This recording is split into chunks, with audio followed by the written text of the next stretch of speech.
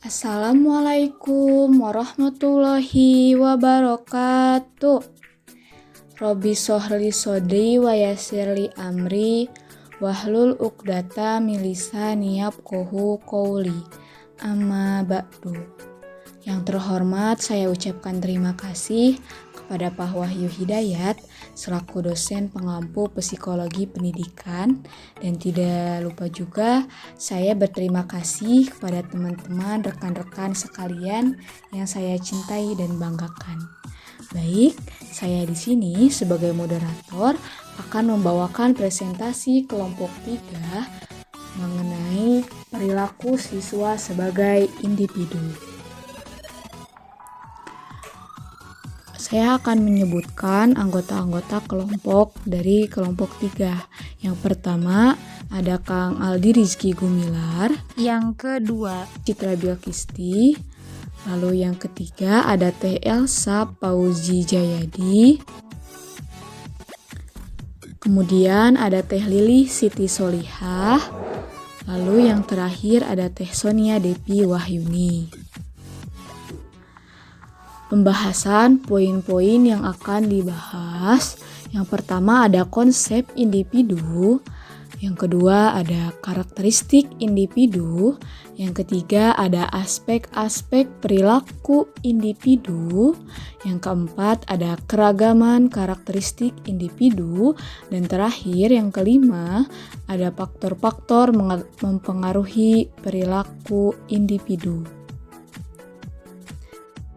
Saya di sini akan menjelaskan tentang pembahasan materi konsep individu. Apa sih itu konsep individu?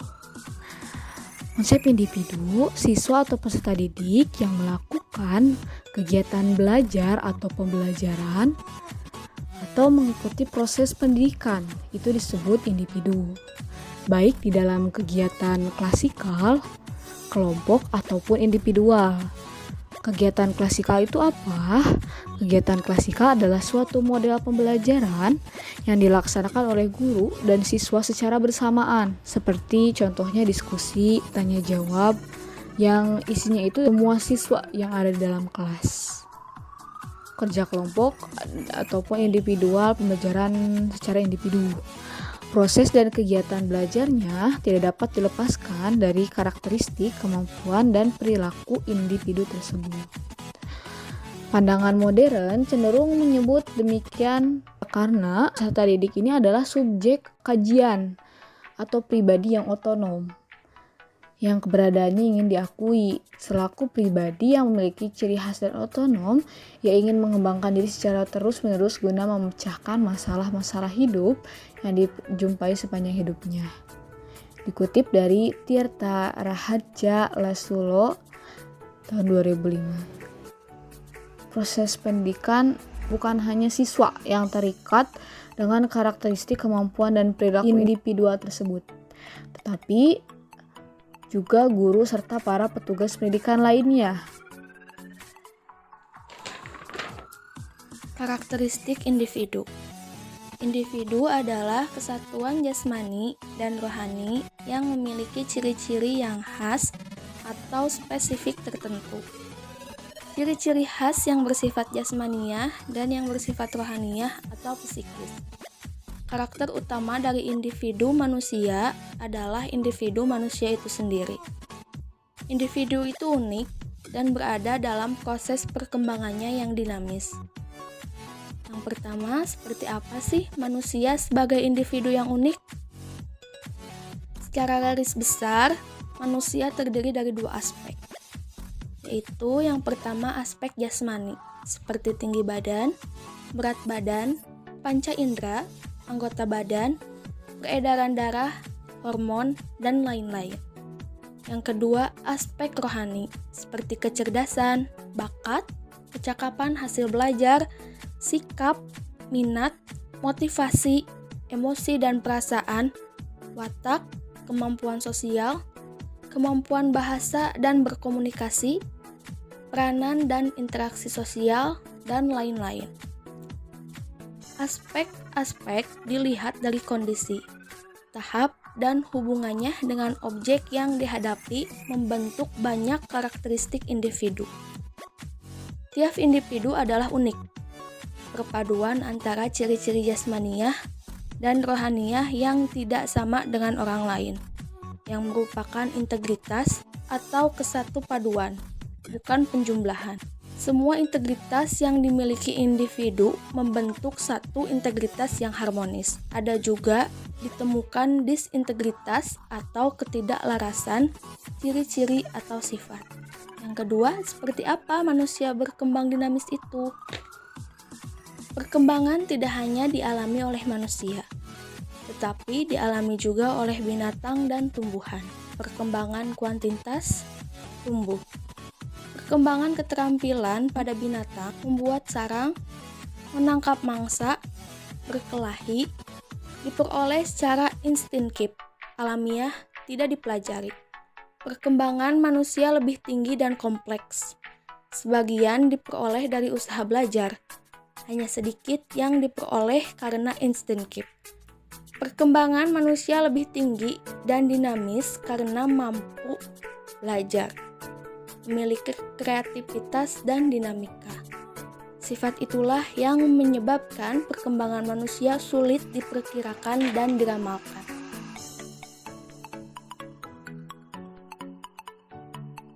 Aspek-aspek perilaku individu. Nah, sebelum kita lanjut kepada aspek-aspek perilaku individu, kita harus tahu dulu nih, aspek itu apa sih? Nah, aspek adalah seperti hal atau unsur yang menunjukkan lama dan jenis perbuatan. Apakah mulai, selesai, sedang berlangsung, berulang, dan sebagainya. Kenapa perilaku individu perlu melihat aspek untuk melihat siswa yang baik dan masih kurang baik? Tentu sangat perlu, karena aspek inilah yang akan menentukan apakah siswa tersebut layak atau tidak untuk diberi bantuan agar bisa mewujudkan perkembangan diri yang baik. Aspek-aspek perilaku individu. Yang pertama ada afektif. Afektif adalah penghayatan perasaan, sikap, moral, dan nilai-nilai. Lalu sikap. Sikap sangat penting juga dalam perkembangan individu. Jadi, afektif adalah penghayatan perasaan individu dalam aspek perilaku individunya. Lalu ada moral. Moral pun sangat penting dalam aspek-aspek perilaku individu dan ada nilai-nilai lainnya. Lalu ada kognitif. Yang kedua, kognitif adalah penggunaan pikiran dalam mengenal, memahami, dan memecahkan masalah pada individu tersebut. Lalu ada psikomotor. Psikomotor adalah aktivitas yang mengoptimalkan kedua poin sebelumnya dengan gerakan motorik. Nah, biasanya psikomotor itu berhubungan dengan keterampilan. Keterampilan ini tuh tidak akan maksimal atau kreativitas ini pun tidak akan maksimal kalau tidak dibarengi dengan dua poin sebelumnya, yaitu afektif dan kognitif. Jadi, ketiga aspek ini tuh sangat penting bagi perkembangan perilaku individu. Kita sebagai pendidik harus bisa mengembangkan aspek-aspek perilaku individu tersebut dari tiga aspek ini agar bisa mewujudkan peserta didik yang sesuai harapan kita sebagai pendidik. Selanjutnya, keragaman karakteristik individu. Yang pertama, pengertian. Menurut Stunner dan Freeman, dikutip dari Saryati tahun 2003, karakteristik individu adalah penjabaran dari sikap, minat, dan kebutuhan yang dibawa oleh seseorang atau individu dalam melaksanakan kerja. Karakteristik individu adalah perilaku atau karakter yang ada pada diri seorang karyawan, baik positif maupun negatif. Dapat diartikan bahwa karakteristik individu adalah sifat yang khas atau watak yang khas yang dimiliki oleh seseorang, sehingga setiap manusia memiliki sifat masing-masing. Perbedaan karakteristik individu diantaranya: 1. Berbeda dalam kecerdasan, bakat, dan kecakapan hasil belajarnya. Yang kedua, berbeda pula dalam sikap, minat, emosi, perasaan, dan penghayatan terhadap nilai-nilai. Yang ketiga, berbeda kecakapan dan keterampilan fisik dan sosialnya.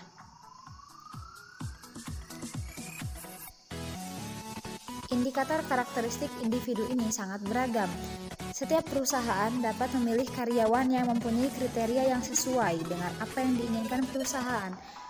Menurut Shimamura tahun 2003, karakteristik individu dapat diidentifikasi melalui indikator-indikator berikut ini. Yang pertama, keahlian. Keahlian yang terdiri atas pengetahuan kerja dan kepemilikan sertifikat kompetensi. Di dalam keahlian, ada beberapa keahlian yang mesti kita pahami. Yang pertama, keahlian teknis. Yang kedua, keahlian interaksi atau hubungan antar manusia.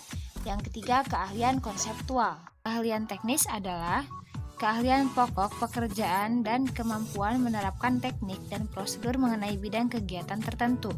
Selanjutnya, keahlian interaksi atau hubungan antar manusia adalah keahlian untuk bekerja sama dengan orang lain, mengenai pikiran dan perasaan orang lain, serta mampu merangsang dan mendorong orang lain termasuk rekan bekerja. Kemudian, keahlian konseptual. Keahlian konseptual adalah keahlian mental dalam mendukung seluruh kegiatan organisasi agar organisasi dapat mencapai tujuan. Yang kedua, kemampuan. Kemampuan adalah suatu kapasitas individu untuk melaksanakan berbagai tugas dalam suatu pekerjaan yang terdiri dari kekuatan fisik dan kemampuan intelektual. Ada dua kemampuan yang mesti kita pahami. Yang pertama, kemampuan fisik. Yang kedua, kemampuan intelektual. Kemampuan fisik adalah kemampuan yang diperlukan untuk melaksanakan tugas-tugas yang menuntut stamina dan kecekatan. Lalu kemampuan intelektual. Kemampuan intelektual adalah analisis karakteristik individu, komitmen organisasi beban kerja, dan kemampuan untuk menjalankan kegiatan mental. Dikutip dari Robbins tahun 2006. Kemampuan intelektual didapat dari tes IQ dan dari pendidikan formal. Yang ketiga, kebutuhan adalah jumlah keperluan, baik yang dapat bersifat fisiologis, psikologis, maupun sosiologis, yaitu tingkat kebutuhan pangan, sandang, papan, rohani, dan tingkat sosial. Yang keempat adalah sikap. Sikap adalah kesiapsiagaan mental yang dipelajari dan diorganisasi melalui pengalaman dan memiliki pengaruh tertentu atas cara tanggap terhadap objek dan situasi yang berhubungan dengannya, yaitu sikap dalam mendukung usaha pencapaian tujuan organisasi. Menurut Robbins tahun 2006, sikap adalah pernyataan evaluatif, baik menguntungkan atau tidak menguntungkan, berhubungan dengan objek, orang, atau peristiwa. Sikap akan difokuskan bagaimana seseorang merasakan atas pekerjaan, kelompok kerja, penyedia, dan organisasi. Faktor-faktor yang mempengaruhi perilaku individu. Faktor keturunan atau pembawaan atau yang disebut juga dengan heritage adalah segala ciri sifat, potensi yang dimiliki individu sejak lahir. Karena individu itu memulai kehidupannya sejak masa konsepsi. Jadi, apa sih itu masa konsepsi? Masa konsepsi adalah masa pertemuan antara sel ayah sperma dengan sel dari ibu sel telur. Dari hal tersebut berlangsunglah penurunan sifat. Ada dua kategori ciri atau sifat yang dimiliki oleh individu. Yang pertama adalah permanent state, yaitu ciri dan sifat yang menetap. Seperti apa? Seperti warna kulit, rambut, telinga. Dan yang kedua adalah temporary state, yaitu sifat yang dapat berubah, seperti sifat periang, sifat penakut. Jadi, untuk yang lebih jelasnya adalah ada satu anak yang dulunya penakut, tapi dari waktu ke waktu anak tersebut menjadi pemberani. Yang kedua, faktor lingkungan. Perilaku yang diperlihatkan oleh individu bukan sesuatu yang dilakukan oleh diri sendiri, akan tetapi dalam interaksinya dengan lingkungan. Demikian juga dengan sikap dan kecakapan yang sebagian besar diperoleh melalui lingkungannya dengan lingkungan lain. Jadi, lingkungan adalah segala faktor yang melibatkan atau mempengaruhi individu yang efektif atau tidak efektif. Kesimpulan perilaku siswa sebagai individu. Individu selalu membutuhkan segala aspek dalam hidupnya. Entah itu aspek yang ada pada pendidikan, keturunan, maupun lingkungan. Kita sebagai pendidik atau orang tua harus bisa membuat dan mengembangkan semua aspek, baik pada semua faktor pendidikan, keturunan, dan lingkungan, dalam perkembangan peserta didik, agar mencapai tujuan yang diinginkan. Salah satu guru kita pernah berkata, "Jadikanlah siswa layaknya anakmu sendiri." Dikutip dari Bu Ina Mariani. Dan hal ini tidak hanya untuk peserta didik, akan tetapi untuk anak kita sendiri.